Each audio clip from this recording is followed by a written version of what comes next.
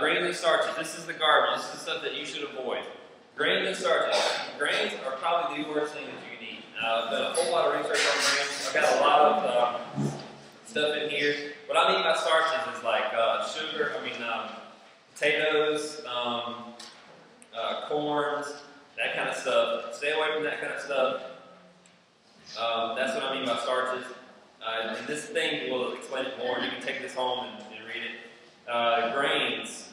Grains are really bad. It's hard for me to describe that or to explain that to people because they thought for so long, oh man, I don't have other slides,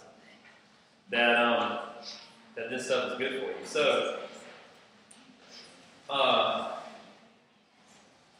had a list of diseases that we believe are caused by grains, and that would include like arthritis, a lot of heart diseases, a lot of kind of stuff like that. And then we have some diseases that we know for a fact are caused by grains.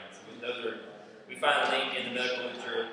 It's either a correlational link that we don't know if it causes it or not, or what we call causal.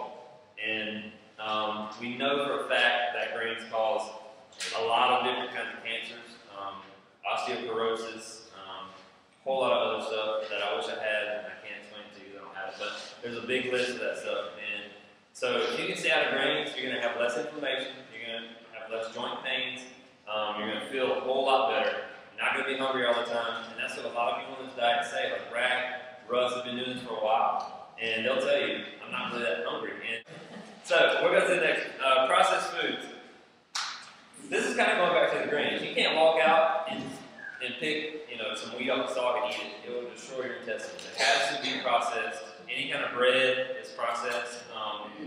Same thing goes with like beans, which I'll talk about a little bit in a minute. So try to stay away from anything that's processed, anything that has really big words that you can't pronounce in the label.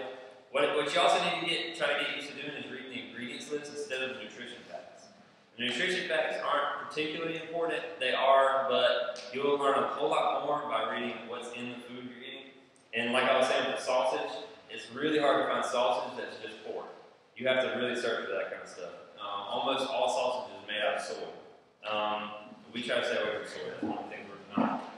Soy is another one that's really bad, causes a lot of disease, especially in women.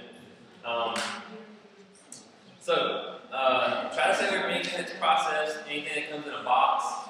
Real food is in the refrigerators at the grocery store, most all the time. So try to stay away from processed stuff.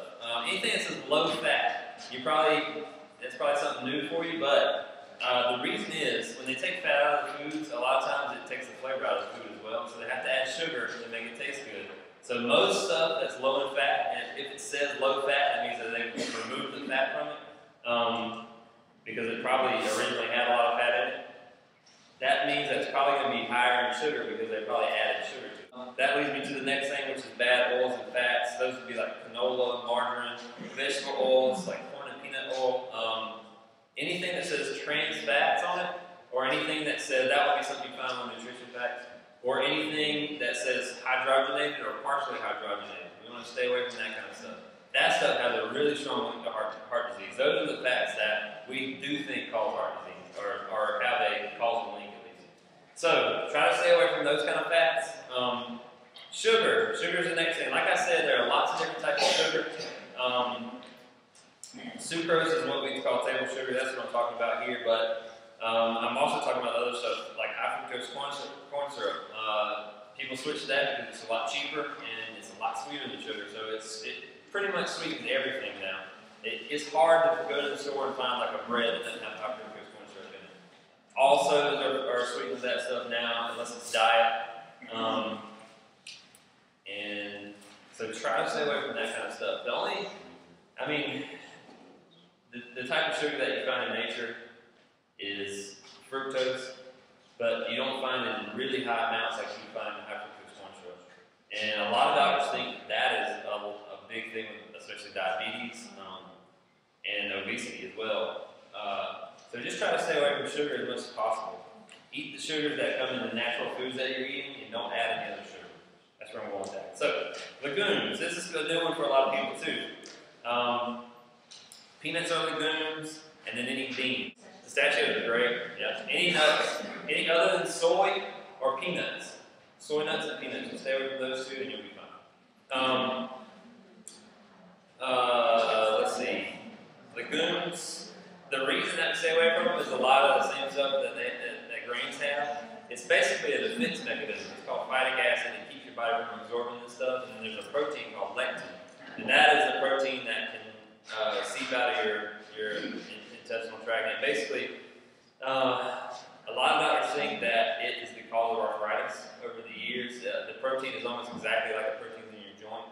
But when it leaks through your intestines, your body senses that it's a foreign object, and it attacks it. And then what they think happens is later, it also, the proteins in your joint that are almost exactly like those, the body confuses those and attacks those. We know that arthritis is an autoimmune disease, which basically just means that the body is attacking itself. And so we think that it happens because of grains. And you can look through history. It's really easy to find a skeleton that has had arthritis. It's very easy to identify because of the marks in the joints. You can follow the path of grain-based diets around the world and follow arthritis almost exactly. And so there's a strong link between that kind of stuff, and it's because of these lectins. And beans have them as well. So we try to stay away from them. The other thing is that legumes are just sort of high in carbohydrates anyway. So just try to stay away from them as much as possible.